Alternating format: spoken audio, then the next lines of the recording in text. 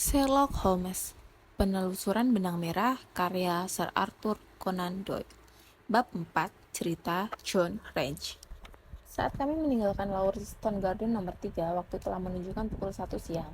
Sherlock Holmes mengajakku ke kantor telegram terdekat dan mengirimkan sebuah telegram panjang. Setelah itu, ia memanggil taksi, memerintahkan kusirnya untuk membawa kami ke alamat yang dibelikan Lestrade. Tak ada yang bisa mengalahkan bukti dari tangan pertama, kata Holmes. Sebenarnya, kesimpulanku sudah berat mengenai kasus ini, tapi mungkin ada baiknya kita mempelajari semua yang bisa dipelajari. Kau membuatku kagum, Holmes, kataku. Benarkah kau sungguh-sungguh yakin tentang semua rincian yang kau beritahukan tadi? Yakin sekali, jawab Holmes. Begini, hal pertama yang kulihat sewaktu tiba di sana adalah dua jalur bekas roda kereta yang meninggalkan jejak cukup dalam di tepi jalan. Hujan sudah seminggu tidak turun, jadi jejak kereta itu pasti baru timbul semalam. Aku juga menemukan jejak-jejak ladang kuda yang satu lebih jelas daripada tiga lainnya, menunjukkan bahwa ladang itu masih baru karena jejak kereta itu timbul sesudah hujan turun semalam, dan keretanya tadi pagi tidak ada di sana. Gregson yang mengatakannya jelas kereta itu datang pada malam hari, berarti kereta itulah yang membawa kedua orang yang terlibat dalam misteri ini ke rumah nomor 3. Tampaknya cukup sederhana, kataku, tapi bagaimana dengan tinggi badan si pembunuh? Tinggi seseorang dalam 9 dari 10 bisa diperkirakan dari jarak langkahnya. Perhitungannya cukup mudah. Tapi aku tak mau membuatmu bosan dengan angka-angka. Pokoknya aku menemukan jejak-jejak orang ini di tanah liat di luar rumah dan pada debu di dalam rumah. Lalu aku menghitung tingginya dengan caraku sendiri. Kebetulan aku menemukan hal lain untuk mengecek hitunganku. Pada saat seseorang menulis dinding, nalurinya menyebabkan ia menulis di atas ketinggian matanya sendiri. Nah, jarak tulisan itu dari lantai adalah 180 cm lebih sedikit, bukan? Dan usianya? Tanya aku. Well, kalau orang bisa melangkah sejauh 135 cm tanpa susah payah, tak mungkin usianya lebih dari 40. Ada genangan lumpur di taman tempat si pembunuh dan korban pernah melintas. Korban yang mengenakan sepatu berkulit mengitari genangan itu, tapi si pembunuh yang mengenakan sepatu berujung persegi melambatinya. Jelas, jejak mereka tampak jelas. Tidak ada misteri dalam hal ini. Aku hanya menerapkan beberapa rumus pengamatan dan deduksi yang kutuliskan dalam artikel majalah. Ada lagi yang membingungkanmu? Kuku jari dan trichinopoly, kataku. Tulisan di dinding dibuat dengan jari telunjuk orang itu yang dicelupkan ke dalam darah lewat kaca pembesar. Kulihat lapisan semen di dindingnya agak tergores. Ini berarti orang itu berkuku panjang. Debu yang kukumpulkan dari lantai adalah debu abu cerutu trichinopoly. Aku secara khusus pernah mempelajari abu-abu cerutu, malah aku pernah menulis artikel tentang itu. Aku mampu membedakan abu cerutu atau tembakau bermerek apapun hanya dengan sekali lihat. Dalam hal-hal seperti inilah detektif seperti aku berbeda dengan detektif biasa seperti Gregson dan Lestrade. Dan soal berwajah jambang, tanyaku. Ah, itu tebakan yang berani, sekalipun aku tidak ragu akan kebenarannya. Kau tidak boleh menanyakan itu sekarang. Aku mengusap alis. Aku jadi pusing, kataku. Semakin dipikir kasus ini terasa semakin misterius. Bagaimana kedua pria ini, kalau mereka memang berdua seorang pria, bisa masuk ke rumah kosong? Bagaimana dengan kusir yang mengantar? Bagaimana seseorang bisa memaksa orang lain menelan racun? Dari mana darahnya? Apa tujuan pembunuhan ini? Karena ini jelas bukan perampokan. Bagaimana bisa ada cincin wanita di sana? Di atas semua itu, kenapa orang kedua menuliskan kata Jerman Rich sebelum pergi? Kuakui bahwa aku tidak mengerti bagaimana kita bisa menyatukan seluruh fakta ini. Temanku tersenyum menyetujui. Kalau kau sudah menyimpulkan kesulitan-kesulitan situasi ini dengan cukup ringkas dan baik, katanya. Memang masih banyak ada ketidakjelasan, meskipun aku sudah membulatkan pikiran tentang fakta-fakta utamanya, sedang mengenai penemuan listrik yang malang, itu hanya mengalih perhatian agar polisi menyalahkan jejak yang salah. Mungkin si pembunuh ingin memberikan indikasi soal keterlibatan kaum sosialis Jerman dan organisasi rahasia, tapi jelas kata itu tidak ditulis orang Jerman. Huruf A-nya kalau diperhatikan sengaja ditulis agar mirip dengan gaya Jerman, padahal orang Jerman sendiri tidak menuliskannya sampai begitu. Ya, kita boleh yakin bahwa penulisannya bukan orang Jerman, melainkan seorang penyihir yang ceroboh dan berlebihan. Aku tidak akan bercerita lebih jauh mengenai kasus ini, dokter. Kau tahu, seorang pesulap tidak akan dihargai sesudah menjelaskan tipuannya. Dan kalau kutunjukkan terlalu banyak metode kerja kepadamu, kau akan menyimpulkan bahwa aku orang yang sangat biasa. Aku tidak akan berpikir begitu, kataku. Kau orang pertama yang membuat ilmu deduksi begitu gamblang seperti ilmu ekstata. Wajah Sherlock Holmes memerah mendengar pujianku. Kuperhatikan ia memang sangat peka terhadap pujian atas kemampuannya sebagaimana gadis-gadis atas kecantikan mereka. Akan kuberitahukan satu hal lain, ujar Holmes. Korban dan pelaku datang dengan menggunakan kereta yang sama. Mereka berjalan menyusuri jalan setapak bersama-sama dengan sikap akrab, mungkin malah bergandengan tangan. Setelah tiba di dalam, mereka mondar-mandir dalam ruangan atau tepatnya korban berdiri diam sementara pelaku mondar-mandir. Aku bisa membaca semuanya dari jejak sepatu mereka. Dari cara berjalannya, aku lihat pelaku makin lama makin bersemangat. Langkah kakinya makin lama makin lebar. Ia mondar-mandir sambil terus berbicara sampai amarahnya meledak dan pembunuhan itu terjadi. Nah, sudah aku ceritakan semua yang kau ketahui, sedangkan sisanya hanyalah pelengkap. Dengan landasan kerja yang bagus itu, mari kita bergegas, karena aku ingin menonton konser Norman Neruda sore ini. Percakapan tersebut berlangsung saat taksi yang kami tumpangi telah melaju melintasi serangkaian lorong serta jalan yang remang-remang dan suram. Di jalan yang paling gelap, kusir kami tiba-tiba menghentikan kereta. Outlet Court di sebelah sana, katanya, menunjuk celah sempit di jajaran bata berwarna gelap. Akan kutunggu kalian di sebelah sini. Outlet Court bukanlah tempat yang menarik. Lorong sempit itu membawa kami ke lapangan kecil di lingkungan perumahan kumuh. Kami melewati segerombolan anak yang kotor dan dekil, melewati jajaran spray yang telah luntur hingga tiba di nomor 46. Pintu rumah itu dihiasi sekeping kuningan dengan ukiran nama Ranch.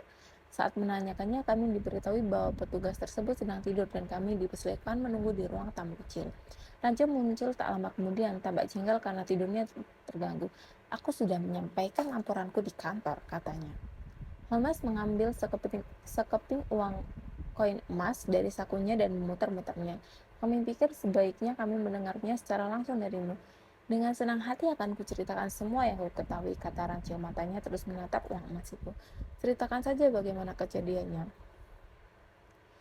Rancho duduk di sofa dan mengerutkan kening, seakan-akan membulatkan tekad untuk tidak melupakan apapun dalam ceritanya. Akan kuceritakan dari awal, ujarnya. Tugasku dimulai pukul 10 malam dan berakhir pukul 6 pagi. Pada pukul 11 ada perkelahian di White Hart, bar yang biasanya cukup tenang di kawasan tempatku bertugas. Pada pukul 1 hujan turun dan aku bertemu Harry Marcher. Dia bertugas di kawasan Holland Grove dan kami bercakap-cakap di sudut Henrietta Street. Mungkin sekitar pukul 2, aku putuskan untuk berkeliling dan melihat situasi di Brixton Road. Tempat itu sangat kotor dan sunyi, tidak seorang pun kutemui sepanjang jalan ke sana, walau ada 1-2 kereta yang melewatiku. Aku tengah berjalan sambil memikirkan betapa enaknya segala siang hangat, sewaktu tiba-tiba kulihat cahaya dari jendela rumah nomor 3. Nah, aku tahu bahwa kedua rumah di Lauriston Garden itu kosong karena pemiliknya tidak melakukan apa-apa setelah penyewa terakhir meninggal karena tifus. Oleh sebab itu, aku sangat terkejut sewaktu melihat cahaya di jendelanya dan menduga ada yang tidak beres. Ketika tiba di depan pintu, kau berhenti lalu kembali ke gerbang taman setelah temanku. Kenapa kau berbuat begitu? Renci terlonjak, ditatapnya Holmes dengan terpana. Itu benar, Sir, katanya. Dari mana Anda bisa tahu? Aku berbalik karena melihat suasana yang begitu sepi. Kupikir lebih baik kalau aku mengejak teman. Aku bukan penakut, tapi bagaimana kalau hantu orang yang meninggalkan aktivis itu datang? Pikiran itu membuatku merinding dan aku kembali ke gerbang untuk melihat apa Marcher masih di dekat situ. Ternyata dia tidak ada, orang lain juga tidak. Tak ada seorang pun di jalan, tidak Sir, bahkan anjing pun tidak ada. Terpaksa aku memberanikan diri pergi ke rumah itu dan membuka pintunya. Di dalam sangat tenang, jadi aku masuk ke ruangan tempat cahaya itu berasal. Ada lilin yang menyala di rak perapian, lilin merah, dan berkat cahayanya aku melihat. Ya, aku tahu semua yang kau lihat. Kau mondar-mandir dalam ruangan itu beberapa kali. Kau berlutut di samping mayat korban, lalu kau melatihnya dan memeriksa pintu dapur.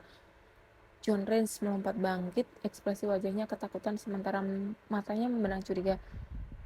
Anda bersembunyi di mana hingga bisa melihat semuanya, serunya. Anda tahu lebih banyak dari yang seharusnya. Holmes tertawa dan melemparkan kartu namanya ke atas meja. Jangan menangkapku dengan tuduhan pembunuhan, gelaknya. Aku salah satu pemburu dan bukan rumahnya. Tanyakan saja kepada Mr. Gregson dan Mr. Street. Tapi lanjutkan, apa yang kau lakukan setelah itu? Masih kebingungan, Range duduk kembali. Aku kembali ke gerbang dan meniup pelitku. Mercer dan 2 petugas lain seketika datang ke sana. Apa jalannya masih kosong waktu itu? Well, bisa dikatakan begitu. Maksudmu? Ekspresi petugas tersebut berubah. Ia tersenyum lebar. Ada orang mabuk di sana, mabuk berat. Dia bersandar di pagar taman sambil kekuat tenaga menyanyikan New Fang Banner-nya Columbine atau lagu yang mirip itu. Dia tidak bisa berdiri apalagi membantu kami.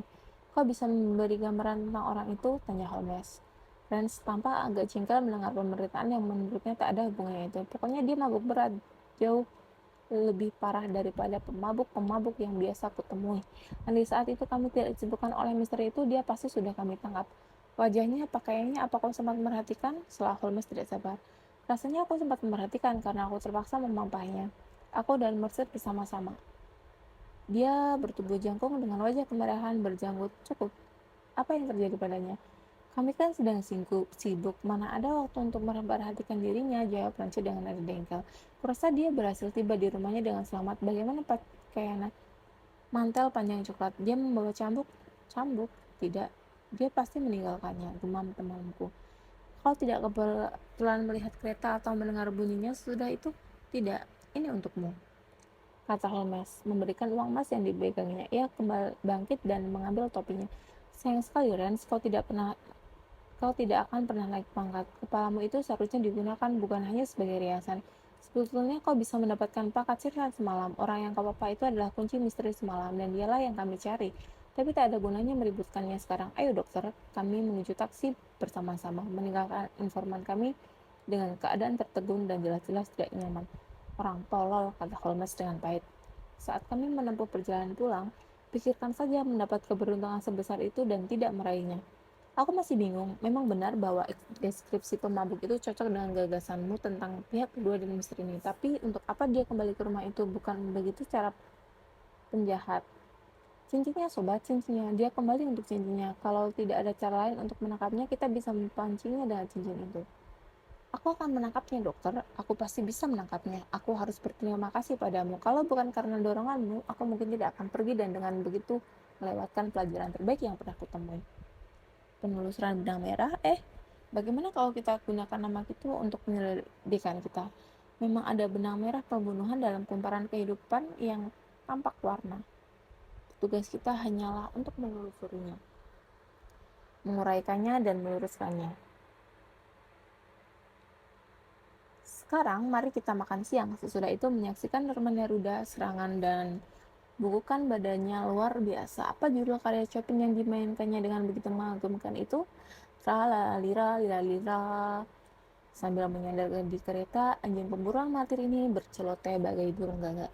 Sementara aku merenungkan keunikan otak manusia. Sekian untuk bab 4.